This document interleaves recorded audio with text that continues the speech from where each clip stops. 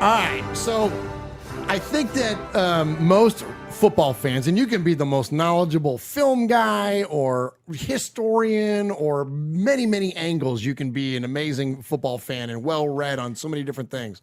But I think a lot of football fans are ill-informed about the dollars and cents of the NFL. Sure. And one of those big things is the salary cap. And what drives decision-making, just like we said earlier in the show, not only with people personally, but with organizations, you want the answer to the question, find me the money, and that's the answer to the question. So when you hear emotional takes from fans, or in this case, media, which we've seen numerous times this week, where they say, Davante Adams' best friend has been sent away. He's not going to want to play anymore. Darren Waller's not going to want to play anymore. Hunter Renfro's not going to want to play anymore. This idea that the players would demand trades or force the team to move on from them is ill-informed. The only one that would have any kind of weight in this conversation would be Josh Jacobs, because he's truly an unrestricted free agent after the season's over, because the Raiders didn't pick up his fifth-year option. The reason that these players can't move on is that there's a thing in the league called dead money, or dead cap, okay, as the kids say. So the dead cap is basically what dollars are guaranteed on a player's contract and how that impacts the salary cap. Now, I'm going to read you the definition of it, and then I'm going to go off the dome for the rest of it. Dead money is a salary cap charge for a player who is no longer on a team's roster. It exists because of how salary cap accounting rules operate. Signing bonuses, option bonuses, and certain roster bonuses are prorated or spread out evenly over the life of a contract for a maximum of 5 years. That's how you get a contract like frickin' Patrick Mahomes for $500 million. You're spreading this thing out over a long period of time. Well, dead money incurs when you stop the contract. So you trade them or you release them or whatever. Okay? There are two major exceptions.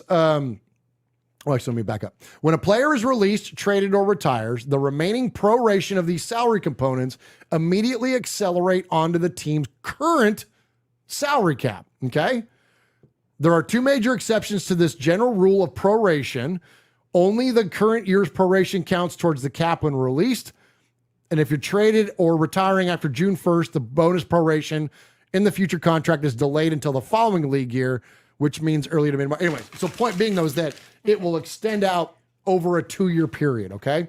So if the Raiders want to move on from Derek Carr and they by chance get an opportunity to trade him, okay, they're going to trade him, well, of course they would, before June 1st, but because that's when the money makes the most sense. The way that Derek Carr's contract is structured, he's going to get traded 3 days after the Super Bowl, because that's when all of his money starts kicking in. So the Raiders are going to avoid that. But to make it more relevant to the players that would potentially leave, no one is going to go anywhere because of these dead cap numbers. Davante Adams' cap number next season is $31 million. No. So if the Raiders decided to move on from Davante in a trade or whatever else, they're going to have to not only pay him his whatever guaranteed money that they owe him, but then that dead cap number kicks in. So what does that mean? Well, so if the salary cap is $220 million next year, okay, his dead cap number is $31 million. That means the Raiders' salary cap room is reduced to $190 million. Right. Make sense? Okay. When you look at his cap number for 2024, it's $23 million in dead money. In 2025, it's $15 million in dead money. The reason that the Raiders can move on from Derek now is his dead money is only $5 million. So it's only going to reduce their cap amount $5 million, which is not a huge cap deduction on a $220 million cap. Sure. So the people that say like, oh, well, they can save this much money by letting this player go, the savings get negated because, yeah, you may not have to pay this guy $7 million, but if his dead cap number is $20 million, that's $20 million off the cap that you can spend. So you're at a percentage deficit versus the other teams in the league to finalize your roster. All right. So Davante Adams is the highest in 2023, But Chandler Jones is never going to go anywhere. He's got a $25 million cap hit in 2023. Colton Miller has a $24 million, then I say keep saying cap hit, dead cap hit. So regardless of whether he's on the team or not, that's why they call it dead cap. So $24 million. Max Crosby, $20 million. Hunter Renfroe, $11 million. Darren Waller, $9 million. And then down to finally Derek Carr at $5 million. You round out the rest of the top 10 is Bilal Nichols with 3, Daniel Carlson with 2, and Andre James with another 2 himself. Those players will never freaking move. The top 5 of that list aren't going anywhere. Right. Take your goddamn emotions out of it, Raider Nation, and quit with this nonsense. It doesn't make sense to the money. When I say it's financial suicide, that's what I'm talking about. The team cannot afford to move on unless something disastrous happens or unless there's an absolute monstrous offer made. That they gave up so much draft capital to get Davante Adams in the building to begin with.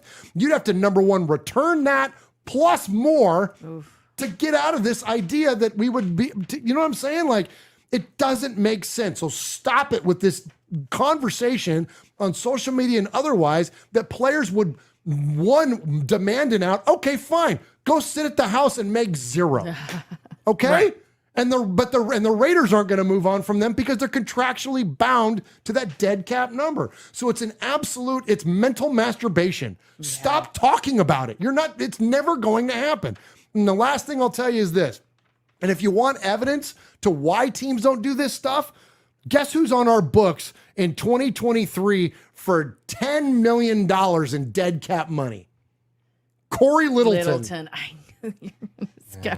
Corey Littleton in 2024 is on the books for $4 million in dead cap money. Dang. And in 2025, he's on the books for $2 million in dead cap money.